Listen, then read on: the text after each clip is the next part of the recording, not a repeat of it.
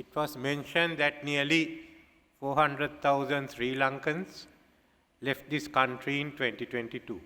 The number that left us in 2023 is been similar, little less I would say. This will continue. Numbers will drop, it will continue.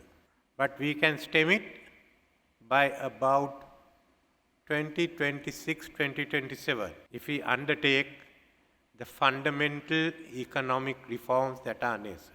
The bankruptcy of our nation made them realize that we can't go on as it is. Life is going to be more difficult.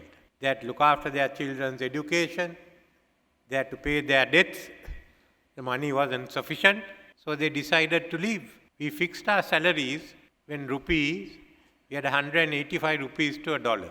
We fixed our prices when there's 300 rupees to $1. So can you imagine how a middle class executive can exist? What we have done so far is to ensure that the creditors of our nation, both sovereign states and private entities, have recognized that we have the capacity to repay their debt after the concessions given to us. When I brought the economic transformation bill, one party in parliament went to courts and said it should be rejected because we require import substitution economy. So first and foremost, we must get out of our heads that there are no such thing called an import substitution economy. How do you substitute for your economy, for your imports? You still need the raw material abroad.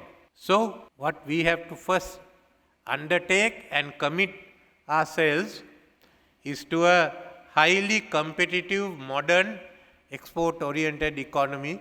As Prime Minister Scott said, I agree with you 200%. We have to get the rest of Sri Lanka also to agree to it. That's a small problem.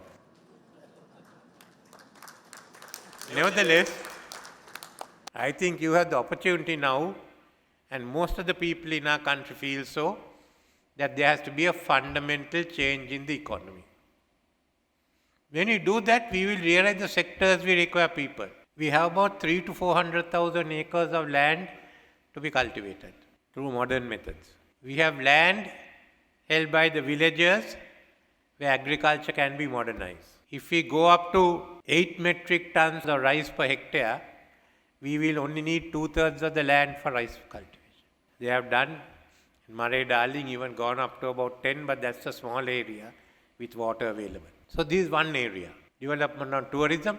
There's big scope for IT and related industries and to train people for automation. So many areas, I am not going to deal with all, except to refer to economic cooperation with India.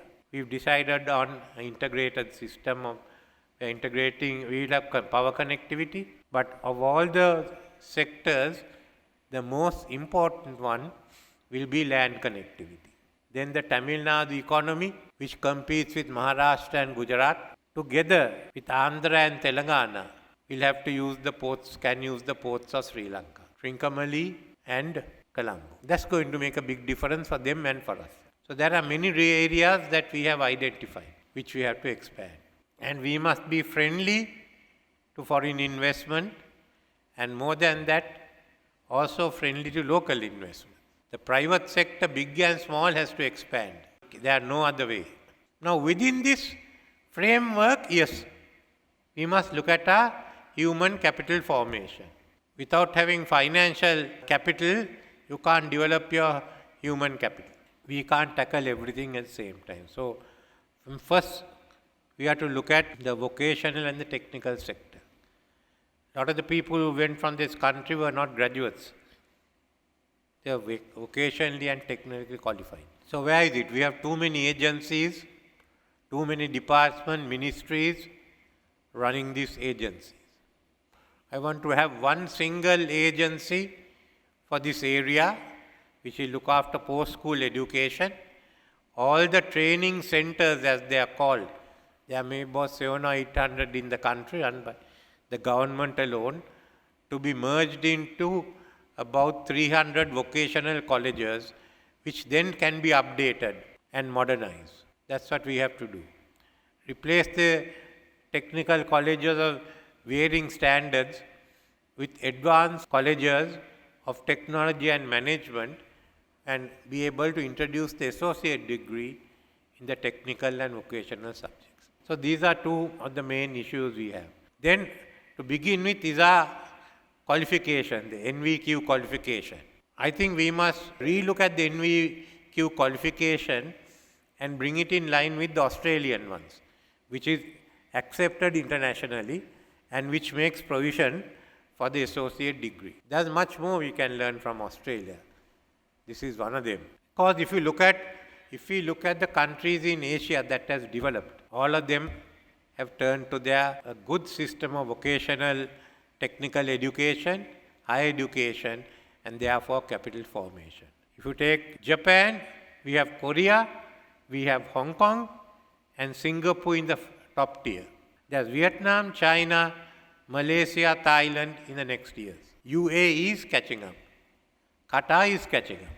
So these are the systems. If you looked at the Vietnam system in 1990, we were light years ahead of them.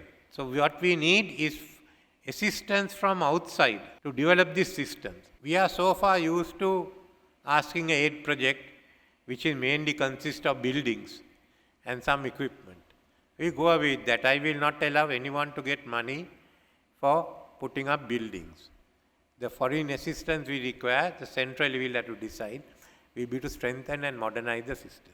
So in this respect, one of the countries which I will reach out to is Australia. We have a lot to learn.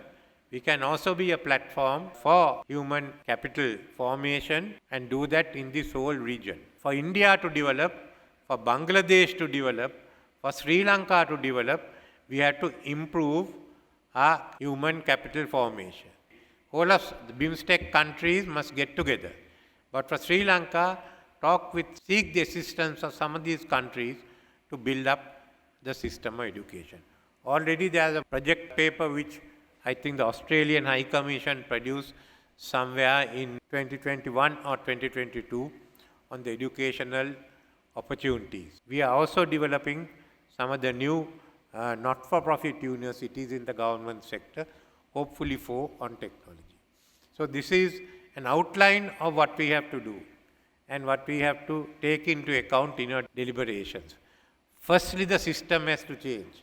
You don't need new technology for import substitution, because it basically can't be done. Secondly, we have to go through with reforms followed up by strengthening our education and training system.